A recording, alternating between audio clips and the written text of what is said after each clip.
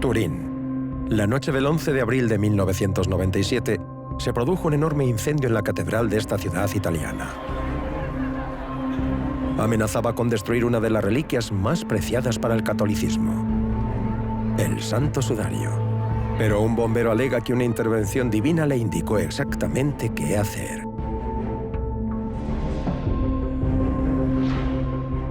Debes salvar el Santo Sudario. Coge un martillo, ya que las llamas habían llegado ya a la urna. Has de golpear aquí. A golpe de martillo, el bombero logró romper el mostrador que custodiaba el objeto sagrado. Era una vitrina teóricamente irrompible, compuesta por 8 capas de cristal ultrarresistente.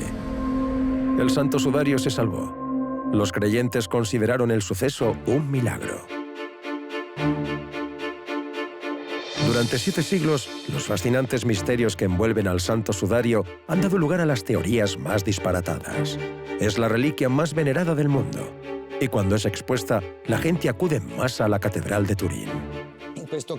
En ocasiones así, la catedral se llena de varios millones de fieles.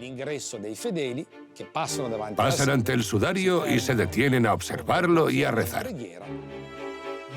Con la oración, los cristianos se unen a Cristo en su pasión. Para los cristianos, la pasión es redención. Cristo murió por nuestros pecados. El sudario se considera testimonio de su redención.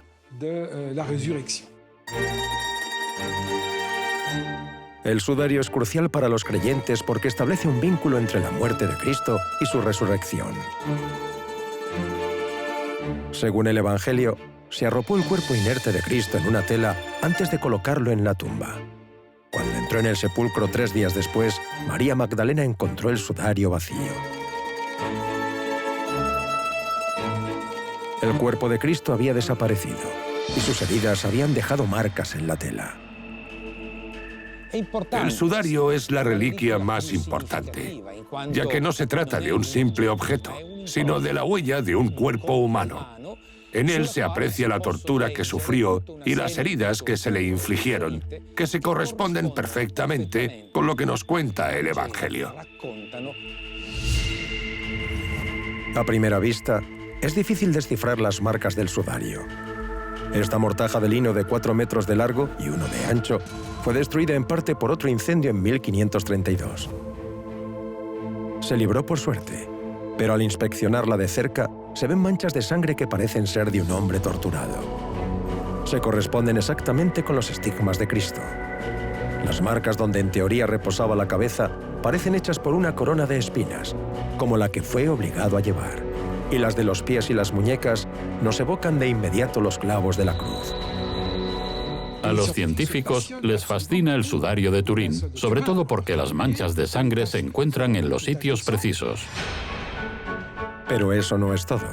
Hay creyentes que consideran esta tela prueba tangible de la resurrección de Cristo. El sudario de Turín no desveló todos sus secretos hasta el año 1898. Este año, Secondo Pía fotografió el sudario por primera vez en la historia.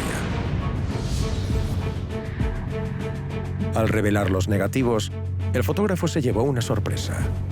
En la tela ya se distinguía una silueta humana, pero en los negativos se veían claramente las líneas de un rostro. Ante él apareció la cara tumefacta de un hombre que llevaba una corona de espinas y por cuyo rostro corría la sangre. Fue sobrecogedor. Contó que casi se le cayó la placa de cristal. Para los creyentes, esta misteriosa imagen era como una fotografía de Cristo en el momento de su resurrección. Y lo que era más increíble aún, estas marcas no parecían estar hechas a mano. Normalmente un cadáver no deja huella en una tela. Y en este caso tenemos una huella perfecta, definida claramente, y para más INRI, superficial. Es algo extraordinario e irrepetible. Según los creyentes, el fenómeno divino de la resurrección dejó huella en la mortaja. El Santo Sudario era, por tanto, una prueba palpable de la existencia de Dios. ¿Pero es posible que este objeto fascinante sea un fraude? ¿De verdad muestra la silueta de Cristo o es una imitación que un maestro falsificador creó en la Edad Media? El sudario de Turín siempre ha sido objeto de polémica. Muchos consideran que es auténtico y muchos otros creen que es falso. Actualmente es un tema divisorio incluso entre los científicos. Además de ser uno de los objetos más misteriosos del mundo, es el objeto más estudiado desde hace más de 30 años, pero aún no ha revelado todos sus secretos.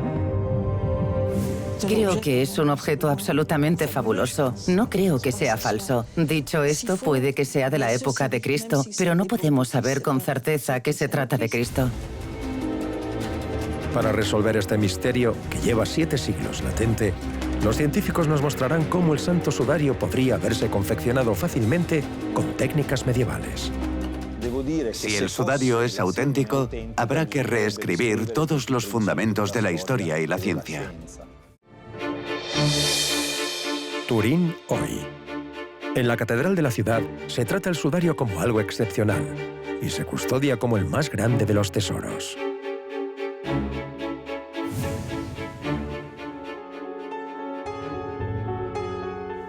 Nos encontramos frente al sudario, que se custodia en esta capilla, en un espacio seguro. Dentro de este sarcófago hay una caja de acero que contiene el sudario. Se conserva a oscuras y en un ambiente libre de oxígeno para evitar su decoloración con el paso del tiempo, que atenuaría la silueta. El sudario solo se saca del sarcófago en muy contadas ocasiones y para efectuar 2 análisis científicos que causaron un gran revuelo.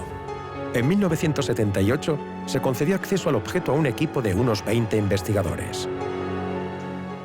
Ese año comenzaron los estudios científicos sobre la tela. Abarcaban múltiples campos de estudio diferentes, como historia, teología, arqueología, química, física, ciencias forenses e incluso escaneos digitales, sobre todo en los últimos tiempos. Este estudio increíble englobaba tantas disciplinas que se acuñó una palabra que aludiera a esta nueva ciencia: sindonología. Con la ayuda de rayos X, infrarrojos, microscopios y microquímica, se ha estudiado el santo sudario desde todas las perspectivas y se han esgrimido muchos argumentos para constatar su autenticidad. La precisión anatómica de las manchas de sangre conmocionó a los expertos en medicina y el polen hallado en la tela intrigó a los botánicos. Al observar el sudario de Turín, se encontraron 3 plantas. Y el único punto geográfico que estas plantas tienen en común es esta región, la de Jerusalén. Los análisis del sudario parecían revelar que su origen se remontaría a la época de Jesús. Se descubrió una técnica de costura muy particular en la tela que no podría haberse inventado en la Edad Media. Para zanjar la cuestión, en 1988 se sacó el sudario de su cámara reforzada por segunda vez. En esta ocasión se extrajeron fragmentos diminutos de tela que se enviaron a 3 laboratorios independientes. Su misión era fechar el sudario con la prueba del carbono 14, y los resultados eran decisivos. Databa de la época de su primera aparición en Lire, así que el sudario era falso.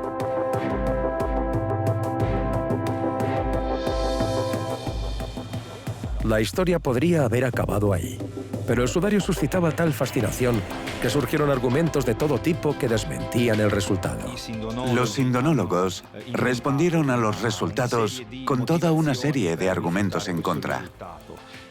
Mencionaron remiendos, la contaminación del aire, la manipulación del tejido, los daños que el calor causó al sudario durante el incendio y muchas más cosas. Había un debate tan acalorado debido a que aún quedaba un misterio. El misterio más grande de la historia de las reliquias. La silueta de Cristo que revelaron los fotógrafos era tan característica que muchos consideraron imposible reproducirla. Un cadáver normalmente no dejaría huella en un tejido. Aquí tenemos una huella perfecta, claramente definida y además superficial. El color de la huella ha penetrado varias micras en el sudario, milésimas de milímetro. Es algo extraordinario y irrepetible. Los sindonólogos defendían que para obtener una imagen así, habría que emplear tecnología moderna, como rayos ultravioleta. Pero un científico está a punto de revelar cómo se podría haber creado esta huella misteriosa con técnicas medievales. En Pavía, Luigi Caraschelli pone a prueba en primer lugar una teoría actual sobre el sudario, que la huella la provocaron las secreciones del cadáver de alguien que sufrió la misma tortura que Jesús en la Edad Media. Aquí se ha sustituido la sangre con pintura roja. Hemos cubierto a una persona de pintura roja. Le hemos echado una sábana encima y esta es la huella que deja su cuerpo. Como veis, la imagen está muy distorsionada. Las piernas y sobre todo el rostro están difuminados. Y no es una imagen tonal. Así pues, es imposible que la imagen del sudario sea la huella de un cuerpo. Si no, estaría distorsionada. Primer descubrimiento. La imagen del Santo Sudario no puede ser la huella de un cuerpo real, ni el de Jesús, ni el de ningún otro hombre. Esta conclusión concuerda con la afirmación de muchos creyentes, que alegan que la misteriosa imagen no fue producto de la sangre, sino de la radiación que Cristo emanó al resucitar. Pero Luigi Caraschelli nos demostrará que la silueta se podría haber creado con nada más que colorantes, como con este ocre.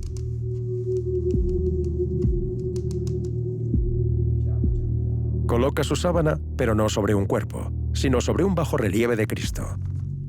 Al extender el pigmento por la tela, aparece de repente una imagen. Para los últimos retoques, el químico añade meticulosamente manchas de sangre que se corresponden con los estigmas de Cristo. Este es el resultado si usamos un cuerpo y un bajorrelieve para el rostro. Como podéis ver, queda una huella tonal y sin distorsión. Cuando el sudario apareció en Francia en el siglo XIV, seguramente se hizo así, con pigmento ocre y manchas de sangre que se añadieron después. Por tanto, el sudario de Turín parece ser una falsificación de la Edad Media. ¿Y qué hay de las otras reliquias? La corona de espinas, la cruz de Cristo y los clavos. Estos objetos han tenido un impacto tal en nuestra historia que parece impensable que también sean falsos. Para averiguarlo, hemos de profundizar en la grandiosa historia de las reliquias, objetos tan preciados que han inspirado una inmensa devoción a lo largo de la historia, pero también una inmensa codicia. Estos objetos sagrados se vendieron en ocasiones al mejor postor.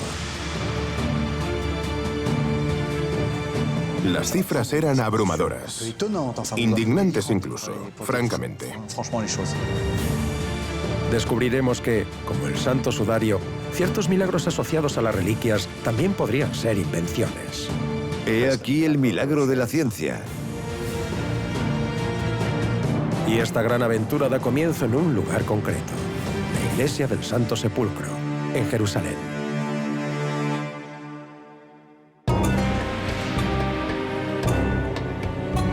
La Iglesia del Santo Sepulcro es el lugar más visitado de la ciudad sagrada. Recibe a más de 1 millón de peregrinos al año. Erigida en el año 335, ha sido destruida y reconstruida en varias ocasiones a lo largo de la historia. Durante las cruzadas, pasó de manos frecuentemente, de judíos a cristianos y a musulmanes. Es el lugar más sagrado para los cristianos. La primera cruzada se emprendió cuando se destruyó la iglesia del Santo Sepulcro.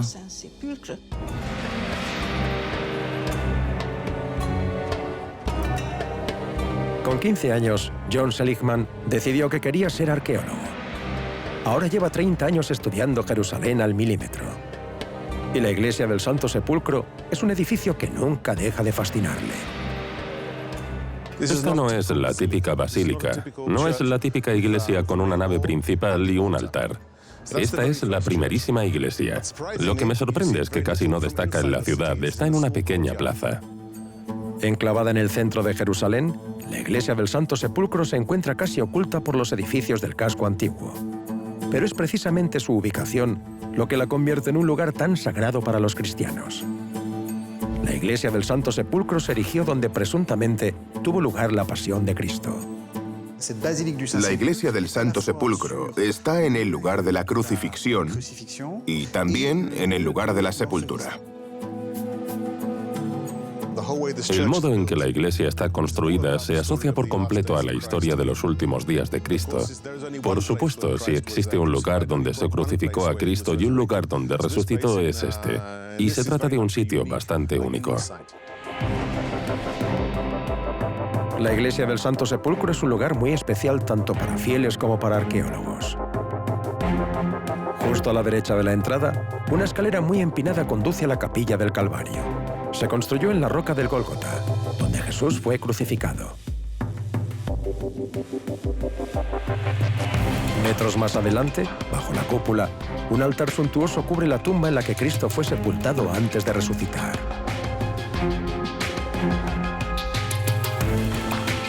Bajo la capilla del Calvario hay una roca que los creyentes consideran que da fe del lugar sagrado. ¿Pero es el sitio correcto? ¿De verdad Cristo murió y resucitó aquí? Entonces, este lugar era bastante diferente. Imaginemos cómo era esto en tiempos de Cristo. Esta zona se usaba principalmente como cantera. Se extraían rocas para las construcciones de la ciudad. Y no olvidemos que el Gólgota, donde ocurrió la crucifixión, era en efecto una colina pequeña que estaba dentro de la misma cantera. Los archivos de esos siglos muestran que el Gólgota, donde hoy se encuentra la iglesia del Santo Sepulcro, estaba fuera de Jerusalén. Esta información concuerda con los datos históricos. Los romanos crucificaban a sus prisioneros fuera de los muros de la ciudad. Los arqueólogos buscamos la autenticidad. ¿Es este el lugar real? La respuesta seguramente sea sí, ya que se encuentra justo fuera de los muros de la ciudad.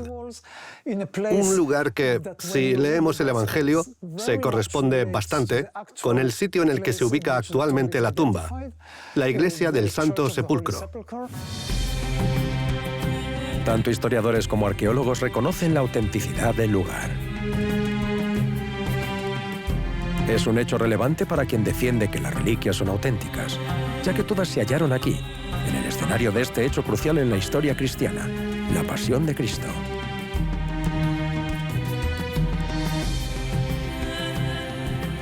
A la entrada de la iglesia del Santo Sepulcro, una piedra en particular atrae la atención de los peregrinos.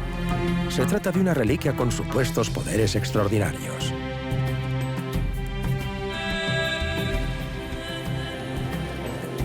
Esta es la piedra de la unción, en la que, según la tradición, se preparó el cuerpo de Cristo para su sepelio, lo lavaron y lo cubrieron con una mortaja antes de sepultarlo.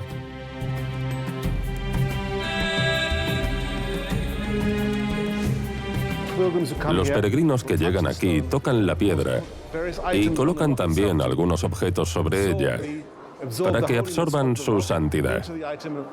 Así se llevan un fragmento de Cristo a casa, en el bolsillo. Adorar las reliquias es un acto de piedad para los creyentes, aunque también parece ser un acto de superstición.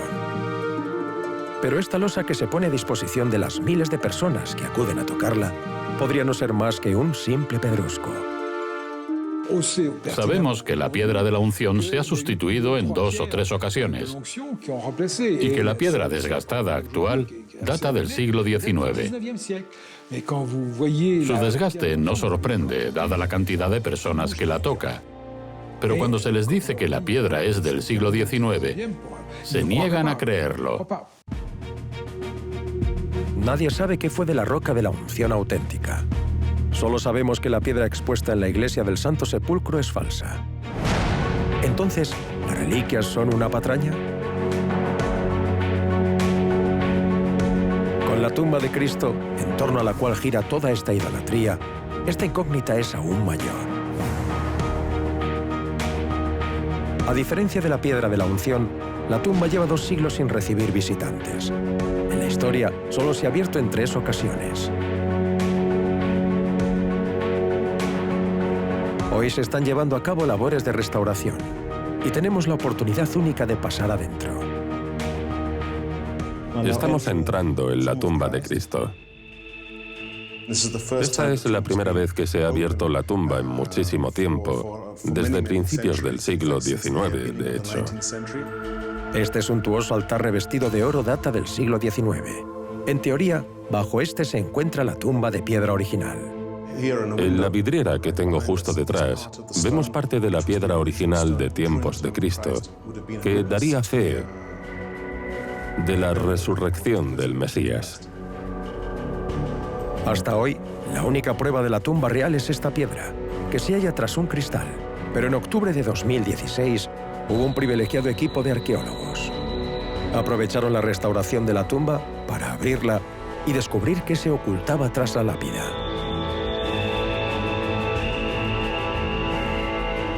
Bajo el mármol, encontraron rocas y elementos de refuerzo que coincidían con lo que el Evangelio describe.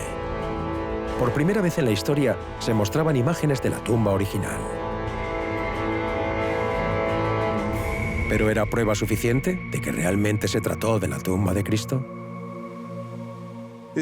Lo que describían las escrituras es lo que halló la arqueología. Pero no podemos decir quién fue sepultado dentro, no podemos ver los acontecimientos que tuvieron lugar. No es algo que deje huella en la ciudad, físicamente hablando. La arqueología no llega hasta ese punto, es una cuestión de fe, no de demostración científica.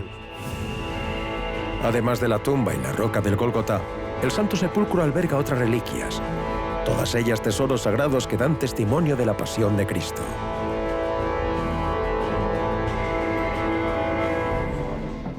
Nos encontramos en el relicario del Santo Sepulcro y a mi lado tengo la reliquia más importante, la Vera Cruz. El fragmento de la Vera Cruz que se encuentra aquí es este en el centro del relicario. Se trata de un objeto extraño. La cruz de Cristo debió haber medido varios metros. ¿Por qué se conserva solo un fragmento diminuto en el interior de este relicario? ¿Qué ocurrió con el resto de la cruz? ¿Y de verdad este trozo de madera procede de la cruz de Cristo auténtica? En 1780 se construyeron estas escaleras desde la tumba hasta esta capilla en la que estaba la cruz. Helena, madre de Constantino, accede a este lugar en una visita a Jerusalén y donde encuentra la Santa Cruz.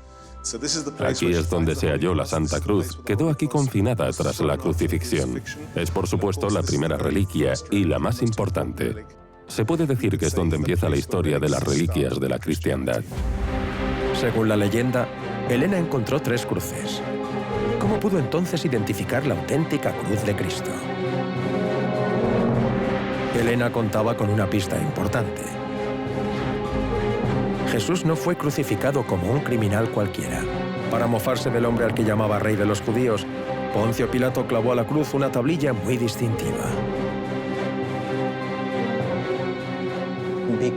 Gracias a la sentencia que Pilatos dictó para la muerte de Cristo, Jesús de Nazaret, rey de los judíos, escrita en 3 idiomas, hebreo, latín y griego, pudimos identificar esa cruz. Esta tablilla de madera clavada a la cruz de Cristo aparece en muchos crucifijos. En ella se leen las iniciales JNRJ, o en ocasiones INRI, que se corresponden con Jesús de Nazaret, rey de los judíos, en latín. Apenas legible a día de hoy, la tablilla se custodia en la Basílica de la Santa Cruz. Helena regresó de su expedición trayendo también los 4 clavos empleados para crucificar a Cristo. Trajo aquí estas reliquias. Dividió la cruz en 3 partes. Una la envió a Constantinopla, otra la dejó en Jerusalén, y el tercer fragmento lo trajo aquí, junto con el suelo real, la tierra que extrajo al aplanar el Calvario, y la transportó en barco para que la iglesia pudiera erigirse sobre la misma tierra del Calvario.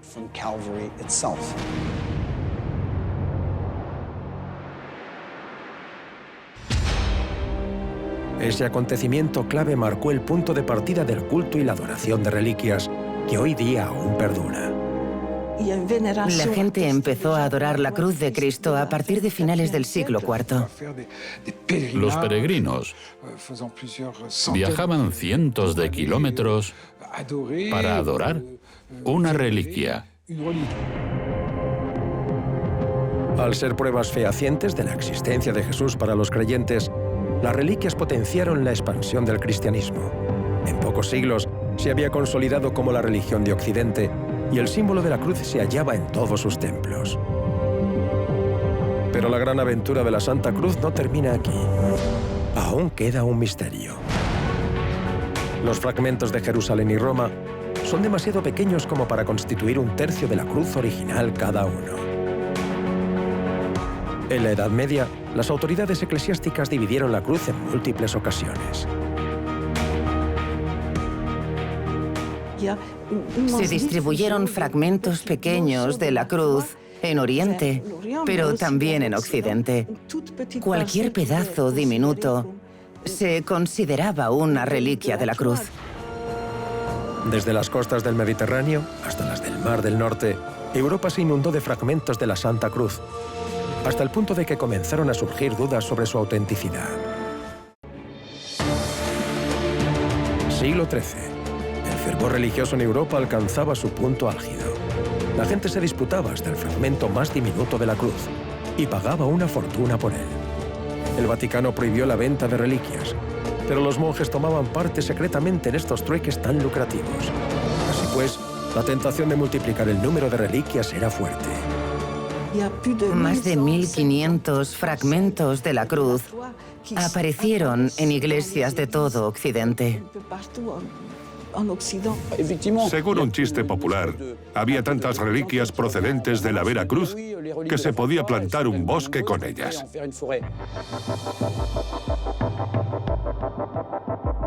Ese chiste que se contaba en la Edad Media era una exageración.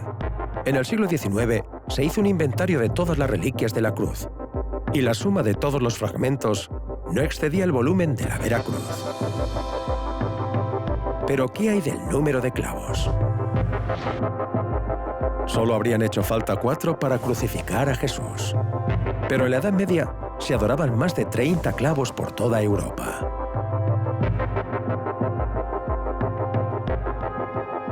Lo más sorprendente era que el fraude no sorprendía a los cristianos de la época. Acuñaron la noción de reliquias por contacto, que eran réplicas oficiales de objetos sagrados.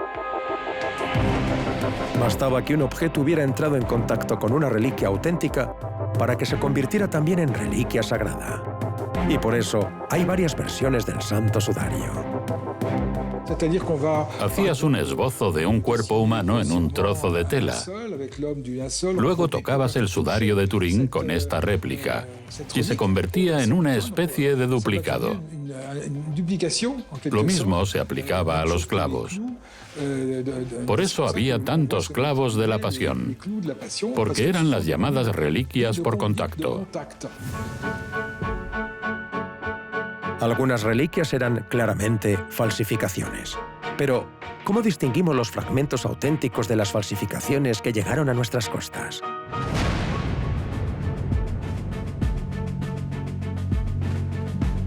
En 2015, por primera vez en la historia, un equipo de investigadores de la Universidad de Oxford empleó carbono 14 para fechar un fragmento de la Santa Cruz que se custodiaba en Irlanda. El veredicto se hizo público. La madera databa solo del siglo XVI. Entonces, hay fragmentos de la Santa Cruz que son obviamente falsos. ¿Pero hay algún auténtico? Por ahora es imposible decirlo. El Vaticano no ha autorizado el análisis de ningún otro fragmento.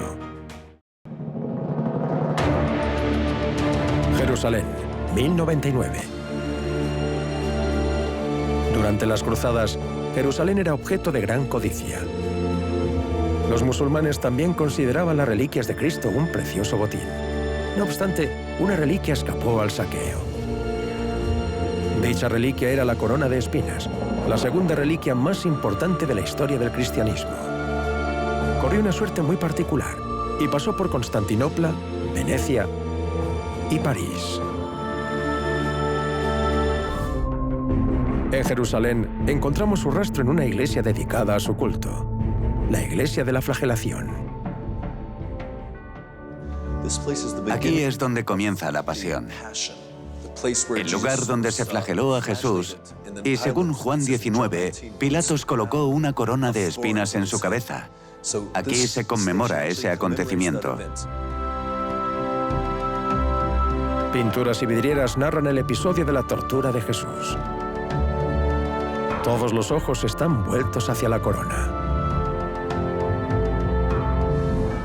Aquí vemos la corona de espinas que Pilatos colocó en la cabeza a Jesús.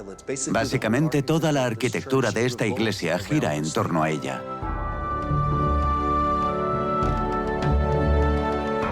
En Jerusalén, lo único que queda de la corona de espinas es un fresco espectacular. Los peregrinos actuales han de viajar a París, a 4.600 kilómetros, para venerarla.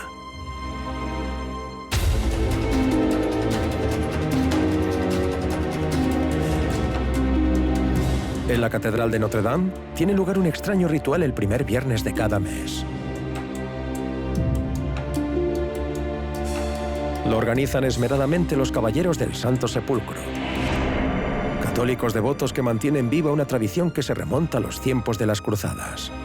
Renaud de Villonge es caballero. Los caballeros del Santo Sepulcro tienen su origen en una tradición milenaria. La iniciaron quienes viajaban a la tumba de Cristo en Jerusalén para ser ordenados caballeros.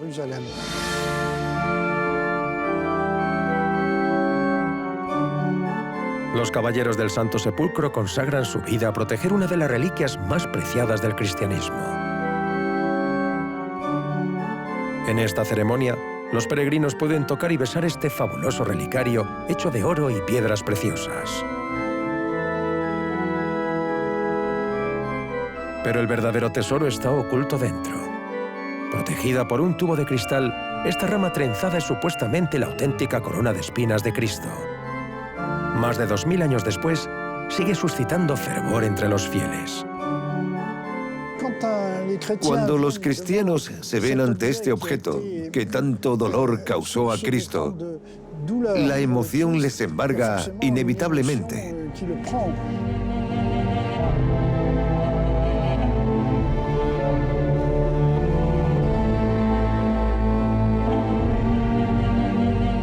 Pero, ¿cómo ha llegado hasta aquí? Ha viajado a lo largo y ancho durante los últimos 2000 años. Los historiadores han seguido las huellas de su viaje, que ha cambiado la imagen del cristianismo para siempre.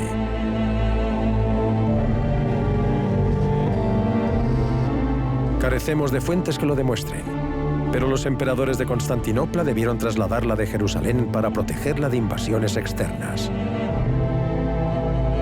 La fe en Cristo no era desde luego el único motivo. Constantinopla, siglo VII.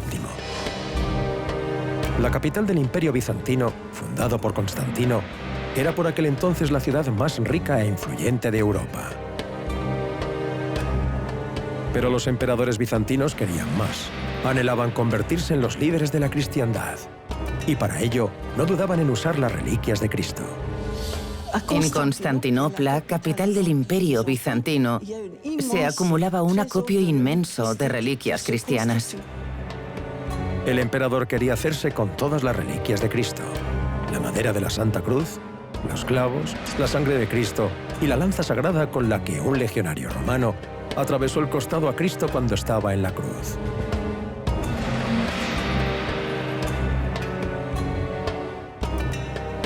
Pero la mejor pieza de la colección imperial era la corona de espinas. No era solo un símbolo religioso, también simbolizaba el poder. La corona de espinas también representaba la realeza, por supuesto, debido a su forma. Cristo es el Rey de los cielos, así que, además de estar relacionada con la pasión y su sufrimiento, también era un símbolo de realeza. Poseer una reliquia tan importante como la corona de espinas confería poder. Era muy importante en el contexto político de la época. Durante 6 siglos, la corona de espinas se quedó en Constantinopla. pero cada vez suscitaba más codicia entre las potencias europeas.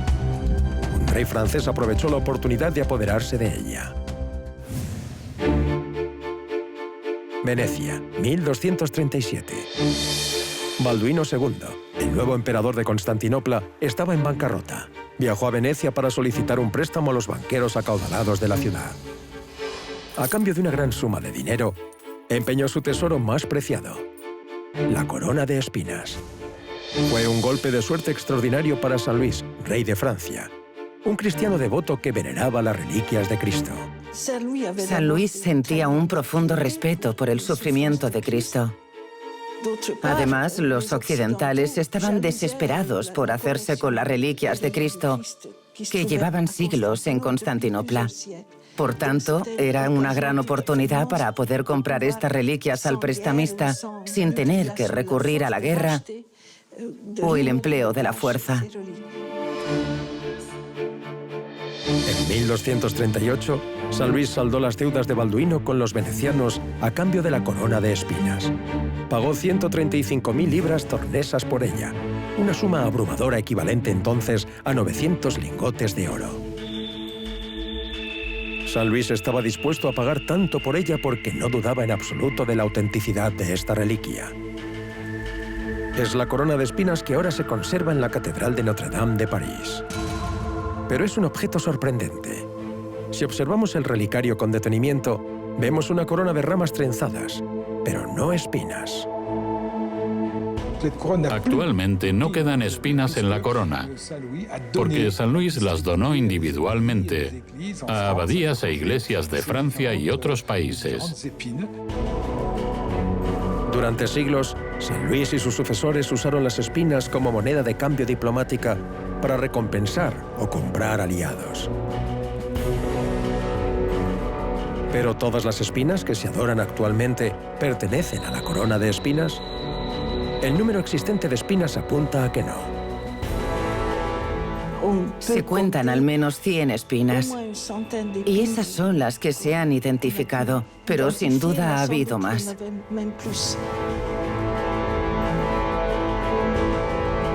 Aún no se ha realizado la datación por carbono de la rama ni las espinas. Pero para los creyentes, las espinas no solo son auténticas, sino que además pueden obrar milagros. Milagros que podrían ser pura fantasía.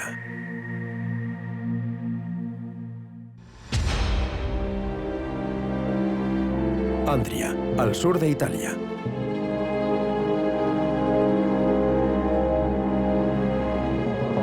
La catedral de la ciudad atesora una supuesta espina de la Santa Corona. Este objeto de aspecto ordinario, protegido por un relicario, ha sido el orgullo de la ciudad desde hace 7 siglos.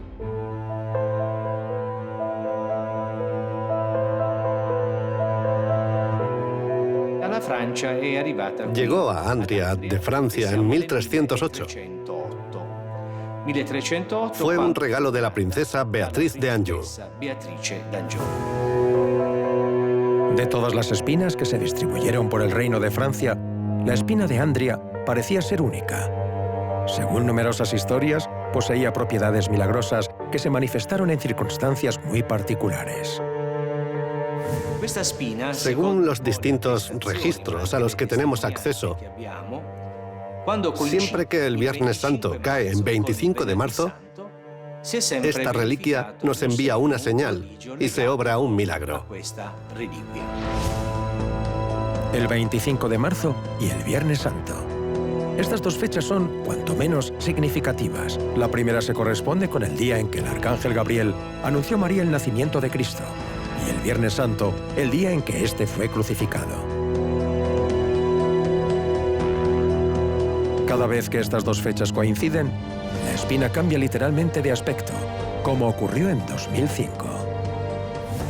En la punta de la espina, que está un poco astillada, apareció un hinchazón de color rojo, como si algo estuviera abriéndose paso hacia afuera por la punta de la espina. Y el aspecto de la espina se vio alterado por completo. La superficie se volvió áspera y granulosa. Una sustancia roja apareció dentro de la espina, supuestamente debido a un milagro.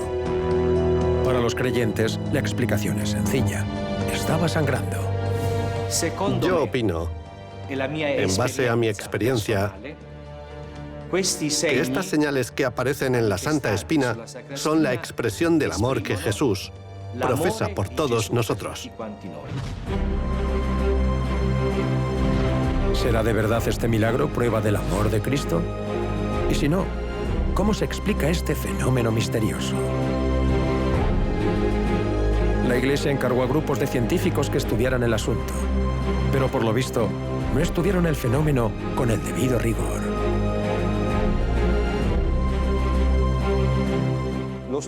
Estudiar el milagro de la espina es un proceso sencillo. Para ver si un objeto cambia de color, solo hace falta observarlo durante un largo periodo de tiempo con cámaras y en un ambiente controlado, con luz invariable y sin movimientos. En Andria no se hizo nada de eso. A falta de un estudio fiable del supuesto milagro, ¿cómo se puede aclarar el misterio? Una explicación podría estar asociada al tipo de planta con la que se hizo la corona. Para seguir indagando, volvemos a Jerusalén. Zohar Kerem es uno de los botánicos más insignes de Israel y tiene una teoría que explica el misterioso sangrado de la reliquia de Andria. Esta es una de las plantas que se identifican como posibles especies de la espina, uno de los posibles componentes de la corona de Cristo. Las espinas pueden ser de este tamaño, de 1 a 4 centímetros de longitud.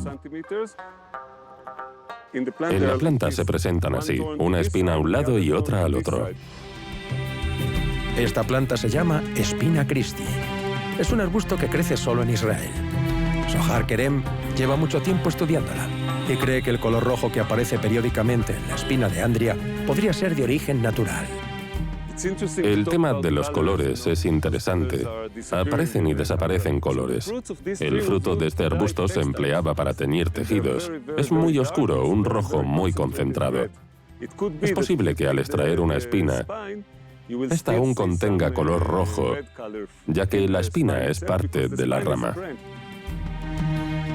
Así pues, el sangrado de la espina de Andria podría no ser más que una fuga del pigmento que sigue presente en la planta.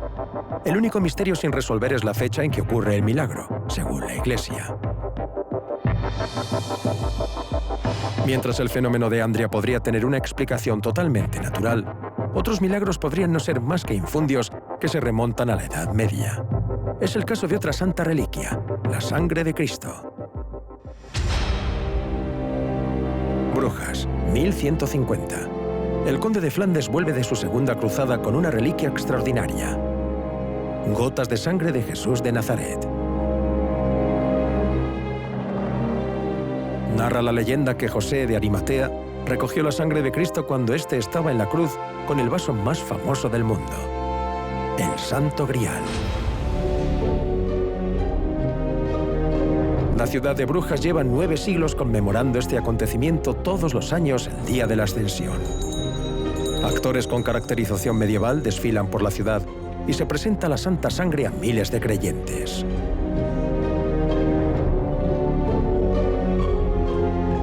En la Edad Media, la afluencia de peregrinos granjeó una fortuna a la ciudad, sobre todo porque el Papa ofrecía generosas recompensas a quienes acudían a venerar la Santa Sangre.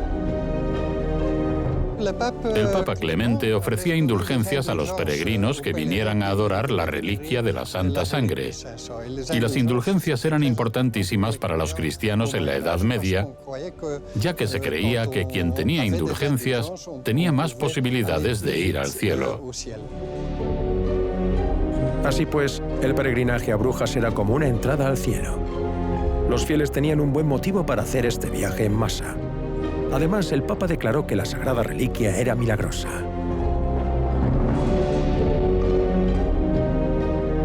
En el siglo XIII, todos los viernes a las 6 en punto, la sangre, que normalmente estaba coagulada, se licuaba de repente. ¿Se trataba de una señal de Dios? Luigi Garaschelli dice que no. Para este químico italiano, nada carece de explicación. Y tiene una teoría para el milagro de la Santa Sangre. Este método es el que empleaban en la Edad Media para crear una reliquia de sangre milagrosa. Nuestro químico solo usa componentes totalmente comunes en aquel entonces: cloruro de hierro y carbonato de calcio. La mezcla resultante tiene propiedades que parecen ser idénticas a las de la Santa Sangre que se conserva en Brujas. Cuando lo dejo reposar, este compuesto cuaja como la sangre coagulada. Ya no se mueve. Es sólido. Pero si durante la ceremonia recibe un golpecito o se agita,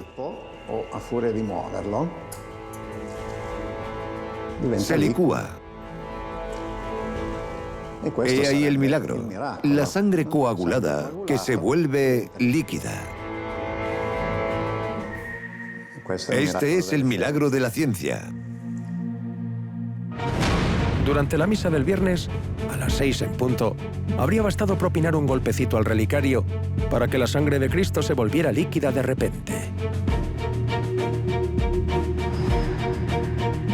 Desde el Renacimiento, nuestra fe en reliquias y sus milagros ha decrecido, y la ciencia nos ha permitido ver estos objetos sagrados de forma diferente. Hoy los científicos siguen rebatiendo a la Iglesia, como en el caso del sudario de Turín, cuyo estudio lo controlaba estrictamente el Vaticano. La reliquia que teóricamente más se ha estudiado en el mundo lleva en realidad más de 30 años confinada en una caja. Se ha analizado en rarísimas ocasiones y solo lo han hecho personas elegidas para ello porque ya creían en su autenticidad y no tenían intención de desmentirla. El problema es la inaccesibilidad de esta reliquia, pero es que es el problema que tenemos con todas ellas. La gran mayoría no se pueden estudiar como es debido. Actualmente, la cuestión de las reliquias marca una división en la Iglesia Católica.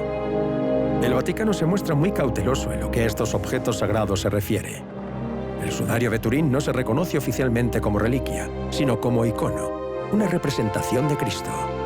Un icono es, digamos, una imagen que va más allá de la imagen. A veces con una cierta divinidad. En otras palabras, su autenticidad es en cierto modo secundaria. Para una religión que se extendió por Europa en tiempos del emperador Constantino, en gran medida gracias a estos objetos sagrados, que la autenticidad de la reliquia sea algo secundario es impensable. Pero la Iglesia actual no es como el clero medieval. La historia de estas reliquias es también la historia de la evolución de la fe cristiana. La idea de que algo sea o no auténtico es profana. Es una noción totalmente irrelevante, ya que lo que importa a quienes veneran las reliquias es la conexión personal que sienten que los vincula a ellas. Para los fieles, las reliquias también crean una conexión. Crean una conexión entre vivos y muertos, entre cielo y tierra, y entre el pasado y el presente. Si una reliquia resulta no ser auténtica, no anula los sentimientos del peregrino o el devoto que le reza. Ya sean auténticas o pura invención, las reliquias de Cristo representan un misterio inescrutable: el misterio de la fe.